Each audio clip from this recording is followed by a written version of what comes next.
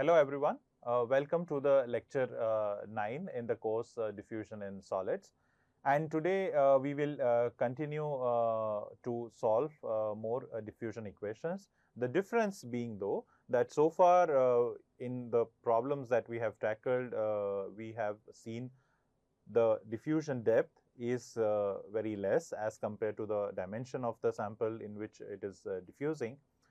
So that is where we called it as an infinite domain problems. Now today in this lecture, what we are covering is going to be the finite domain problem, and we will take a couple of example in more detail. We will talk about the diffusion in plane sheet, and then very briefly about the homogenization problem. And here I will tell you what finite domain means and how do we solve. So the moment it is finite domain, you will see that we will not be able to use the Laplace transforms, and then we will see how do we solve that. So let us first put the problem itself. During vacuum degassing, I don't know, probably you are aware of what is vacuum degassing. Basically, if you take a plain sheet of steel, after it is made, then it still contains some amount of dissolved hydrogen. Now, hydrogen can be detrimental to the steel because it leads to what is known as hydrogen embrittlement. So, you want this hydrogen to be removed out of your steel plate or steel sheet or whatever. Now, how do you do that? So, basically you take this steel sheet and you heat it at a reasonably high temperature in the vacuum. Now, because in the vacuum there is no hydrogen content, so there is a concentration gradient between the sheet and the atmosphere as far as the hydrogen is concerned, and that drives the diffusion of hydrogen from inside of the steel sheet to the atmosphere. And because the atmosphere is large enough, the hydrogen is taken away. So this is a pretty standard process of vacuum degassing, and now we will see on how do we develop the mathematical equation, or how do we solve the problem here. So let us say that you have a steel sheet like this which has a thickness L, and where the hydrogen is there inside, and then you have put it in vacuum for the degassing. So what our aim is to determine the concentration of hydrogen in the sheet as a function of time, because I want to know that in how much time the gas will go out, or at least will reduce by a certain percentage, and so on. So as I already indicated that here the diffusion depth is comparable to the dimension where diffusion is occurring. So if it is removed here from here, so therefore it is a finite domain problem. Still we will treat it as only one dimensional diffusion, because the other length and width of the plate are large enough, and the diffusion is largely concentrated here. So the geometry is the plane sheet. It's a finite domain problem. Now, what is the initial condition? So first of all, I choose my origin here on one of the ends of the sheet. So this is 0, 0, and the thickness of the sheet is L. Now, initial condition means that time t equal to 0. So at t equal to 0, the steel has a hydrogen content of C naught for any x which lies between 0 to L. So that means in the sheet you have a uniform concentration of hydrogen, which is C naught. So, and outside, because it is a vacuum atmosphere, then we take the hydrogen concentration as 0. So anything which is less than 0 or greater than L, the C of x comma 0 is 0. What is the boundary condition? So boundary condition is that because, as I said before, that hydrogen concentration, the moment it reaches out, it is taken away by the atmosphere. Therefore, there is no accumulation of hydrogen as such at the surface. So that is why we take that at the boundaries at any given time, the hydrogen concentration is 0. So C of 0 comma t is equal to C of L comma T is equal to 0. And quite clearly it is a non-steady state problem, and therefore we will use the non-steady state, that is the fixed second law, in the one dimension here. Now, as I said, that because it is a finite domain problem, now you cannot we cannot utilize the Laplace transform. So what we do is we use a technique called the separation of variables to arrive at the solution. Now, what is this technique? We briefly saw this in our lecture on basic mathematical concepts. So what we do is, so suppose if you have dou C by dou T is equal to D times dou square C by dou X square, you assume that C of x comma t is a product of two functions. One is capital X, another is capital T. Capital X is only a function of x. Capital T is only a function of this small t. So this x is a function of the distance, and capital T is only a function of time. How does it help us? So if I do that, then when I am calculating dou C by dou T, I can write it as capital X times dou T by dou T. So remember that x is not a function of t, it is only a function of x. Therefore, in this differential it is out. Similarly, then when you calculate dou square C by dou X square, you have t multiplied by dou square capital X by dou X square. Now, if I put this back here, it implies that x into dou capital T by dou T is equal to d t into dou square capital X by dou X square. Now, I bring out the terms of t and x to one side. So, what I have is 1 by dt dou t by dou t. So, this dt comes out here, is equal to 1 by x dou square x by dou x square. Now, because if you see, this is completely a term which contains the capital T and small t, or rather variables in t, and this has a completely dependent on the variable in x. So, if these two have to be equal, they have to be equal to another constant. And for the sake of easier mathematical analysis, we take this constant to be minus lambda square. So, if we do that, now you see that this is equal to minus lambda square, and this x expression is also equal to minus lambda square. So, one by one we can try to evaluate. So, 1 by dt into dou t by dou t is equal to minus lambda square, which means that dou of capital T by dou t is equal to minus lambda square dt. Similarly, you also have 1 by x into dou square x by dou x square is equal to minus lambda square. Now, you have dou square capital X by dou x square is equal to minus lambda square x.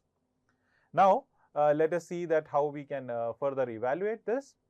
So, basically when you have this integral dou t by dou t is equal to minus lambda square dt, this is nothing but the t will be equal to t naught into exponential minus lambda square dt.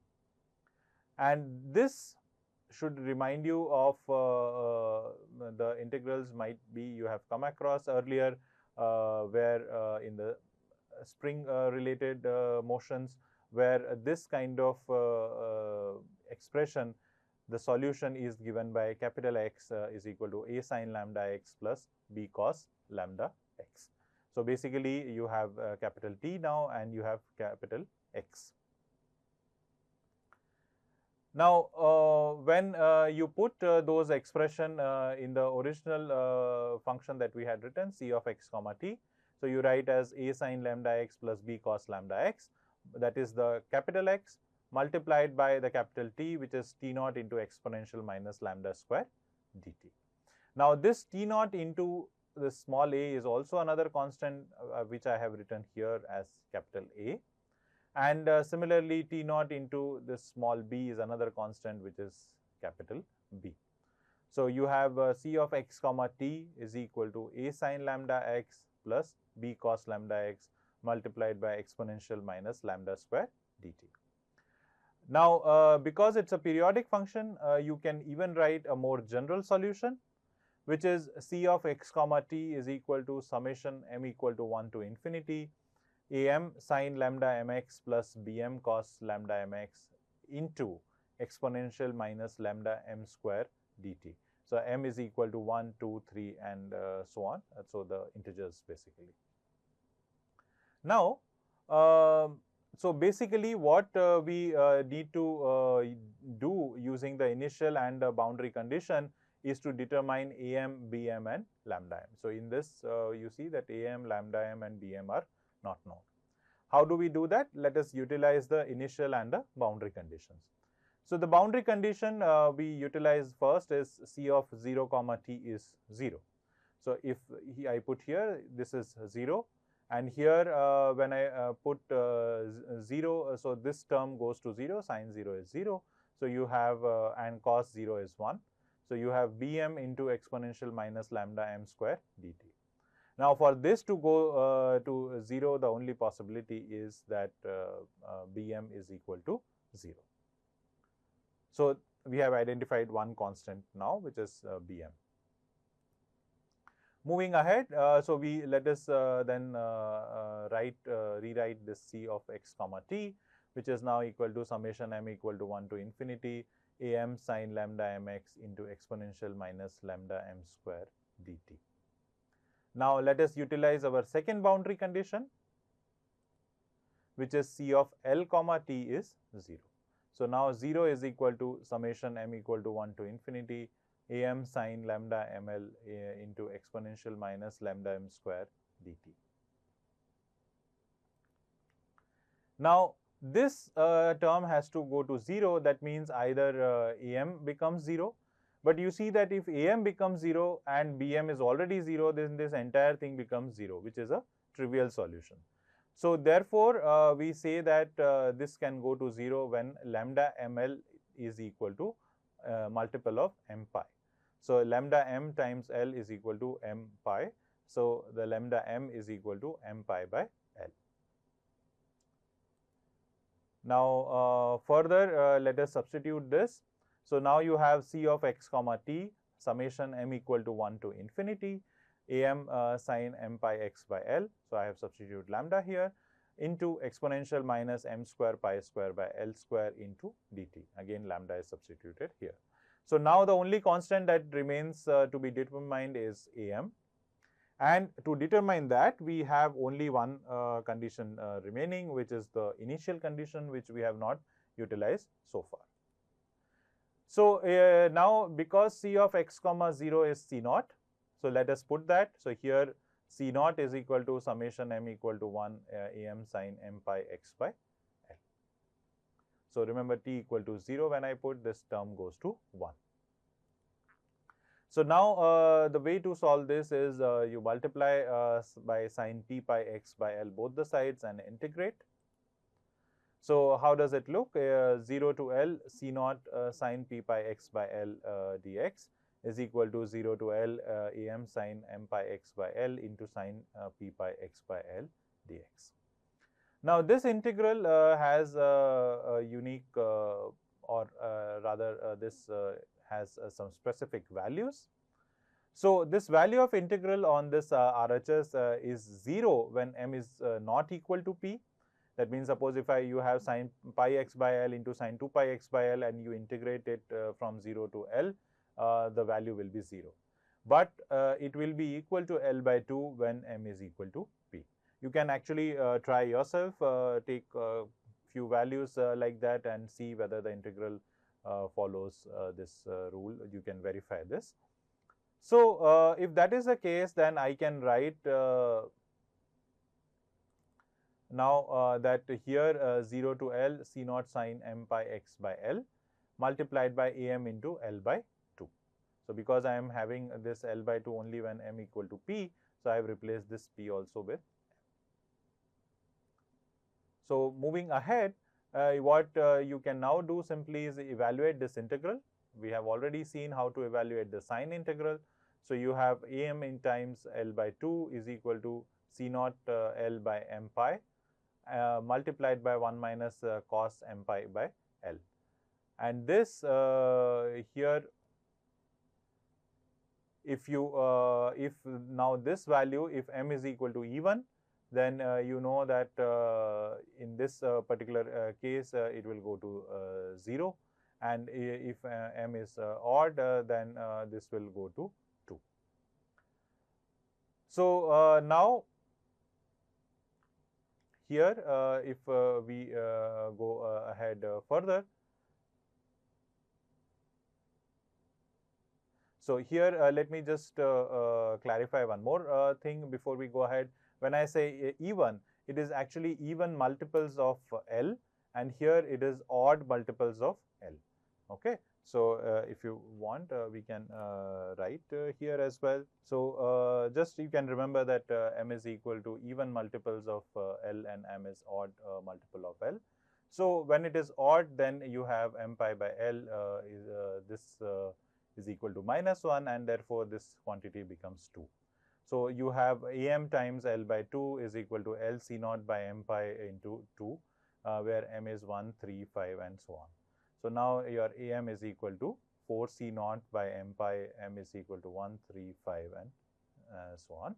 And just to make it slightly more convenient, we can write it in terms of another variable or another index, rather j.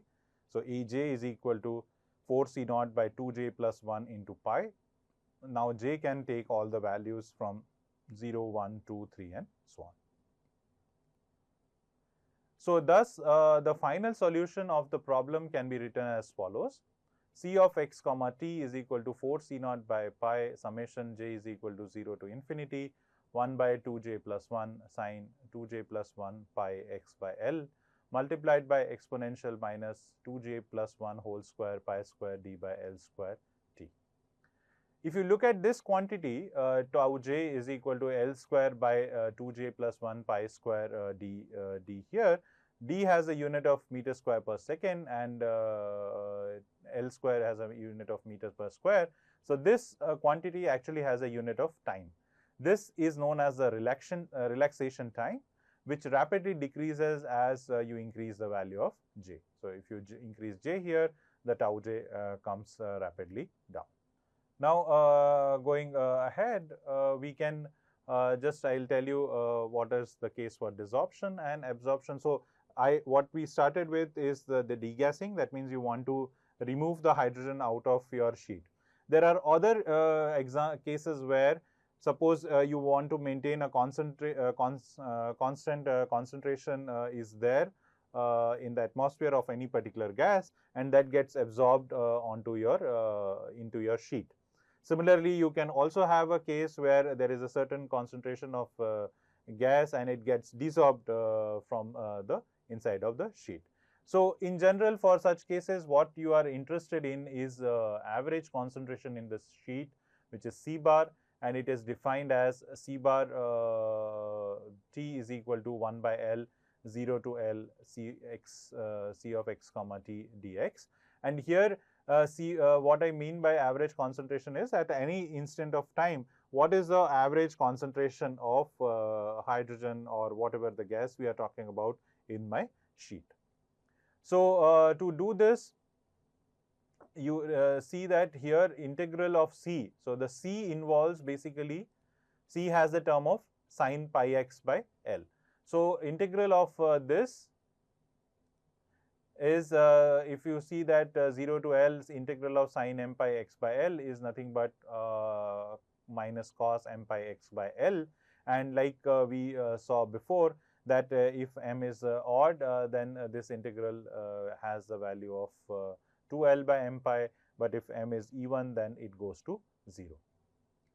Now using this, or remembering this rather, then we can go ahead and see that if you put equation 1 and 2, that means what you have to do is basically you have to put your equation 1, which is this bigger equation here, this expression, into this integral. And remember that because the integral variable is only dx, so you have to only integrate the term with x. And using this condition, what you will arrive at is C bar of T divided by C naught is equal to 8 by pi square summation j is equal to 0 to infinity 1 by 2j plus 1 whole square exponential minus T by tau j. Now, as I said that tau j rapidly decreases with increasing j, and if we neglect the higher orders of tau j, it becomes tau naught is equal to L square by pi square d. And therefore, if we are neglecting higher orders of t, the c of x comma t can be approximated as 4 c naught by pi sine pi x by L into exponential minus t by t naught.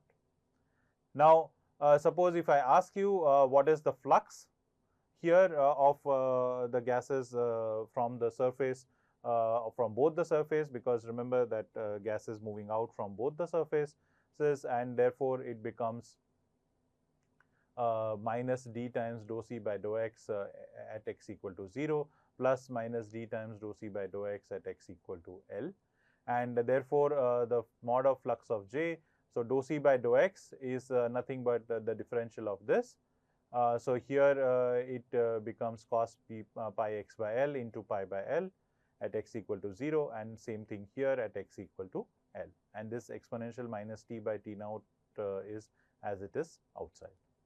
And if you add these two, so x equal to 0, this is 1, x equal to L, this becomes minus 1, but we are taking mod, so you can say that it is 8 d c naught by L exponential minus t by tau.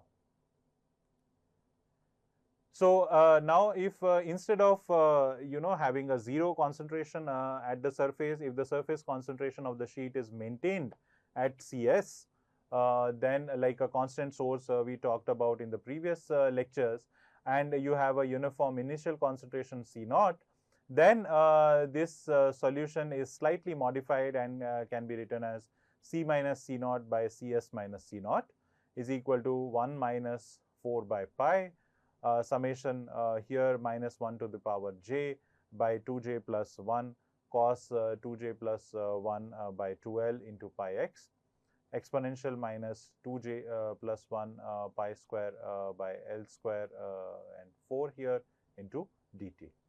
So this is not very difficult to understand, and here if you can see for yourself that if Cs becomes so this Cs basically it can be actually less than C naught or it can be greater than C naught. So Cs less than C naught means there is a desorption. Okay, so and if Cs is greater than C naught, that means there is an adsorption. So if the surface concentration is maintained at a higher concentration than what is present inside your steel, or it need not be steel only, in your sheet, then you have absorption, whereas if inside it is more and outside it is less, then there is going to be a desorption. So with this we now go to the problem of the homogenization. This homogenization basically is important when you solidify an alloy typically through the melting route. So you have and typically in alloys it happens when you have let's say elements which are differing in the melting point or the phases that form. So basically while solidification you tend to get an dendritic and interdendritic regions. So the composition is not uniform, it varies across the sample from the interdendritic to dendritic region, and there is these layers of dendrites and interdendrites, and therefore you have a periodic variation of the composition. And simplest composition variation can be assumed to be sinusoidal. So this is what the composition would look like at t equal to 0. This line here represents the average concentration. So if this is what is the initial concentration, typically what people do is take their structure or take their sample to an elevated temperature in the range of 0.7 to 0.8 of melting point, and then hold it for a long duration. So that allows the diffusion to occur and the composition to become more uniform. So you can see here that the intention is that this variation eventually comes down to a uniform average composition throughout the sample. So at time t equal to 0 here, this concentration profile is represented as C equal to C bar, which is the average composition, plus beta naught here. This is your amplitude multiplied by sine pi x by L. So this is the initial profile, and B naught is the amplitude, and at any instant t, as the time progresses, you will see that this amplitude is coming down and the concentration is reaching to become more uniform, and the rate at which it becomes uniform, it is expressed in the concentration profile as C of x comma t is equal to C bar plus beta naught sine pi x by L multiplied by exponential of minus t by tau. And this tau is relaxation time, very similar to what we saw earlier, is that is equal to L square by pi square dB. And this beta, which is the reduced amplitude, you can see here, this is the beta now, it is equal to beta naught exponential minus t by tau. So this amplitude will keep on reducing as the time progresses. So you can see that this tau is L square by pi square dB. So if your dB is higher, okay, dB is higher means when will the dB be higher? dB will be higher when you have a higher temperature, let's say. So higher the dB, lower is the relaxation time, and lower is the relaxation time, faster the average composition can be achieved. And similarly for the L also you can understand. And therefore you can see if L is smaller, that means if your thinner sheets are there, then the homogenization can be achieved, or not the thinner sheets. In this case, thinner sheets is actually more applicable for the homogenization problem, but in this case what L means, L smaller means that the region over which the composition varies is small. So that means the diffusion distances become smaller, and therefore the composition reaches average much faster. So with this we will end the discussion on the solutions to diffusion equations, the mathematical framework that we developed over the last few lectures, and then we will go on and discussing more into the atomic parts, atomic mechanisms, and so on. Before that, we will also revisit a little bit about the defects and the structures. And just one more thing about this solutions to diffusion equation that we will take up in the next lecture, where you can also try to plot simple graphs which arises out of these solutions, that I will demonstrate in the next lecture. So thank you.